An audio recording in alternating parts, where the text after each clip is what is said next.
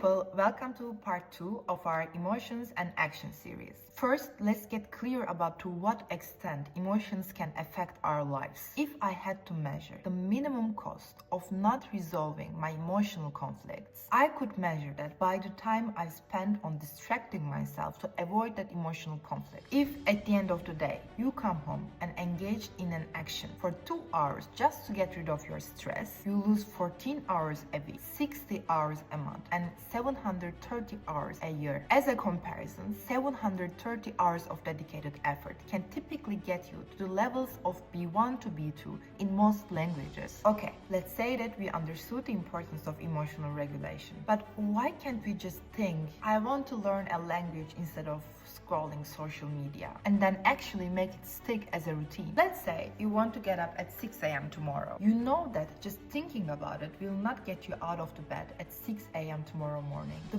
problem is that you cannot manage your actions by thinking alone. If there's a competing urge that makes you stay in the bed, you need to have a strong motivation that will move your muscles. Think about it like a tug of war. On one side, your urge to stay asleep will keep you in the bed, and if on the other side you only have a thought about getting out of the bed, you lose the war. You need to add your motivation to the game. Your motivation will be the muscle and your thought will be the direction. But how will you find this feeling of motivation? The good news is the motivation is already there. It is the initial reason and feeling why you set this goal. It's your drive to achieve that goal. You need to remind yourself of this drive, that feeling of wanting to achieve that goal. Let's say we have the thought and we have the emotional drive. How does actually an emotion collaborates with a thought? When a thought and a motivation or emotion win a tug of war together, they form a bond. The more they win together, the stronger the bond gets. The clear action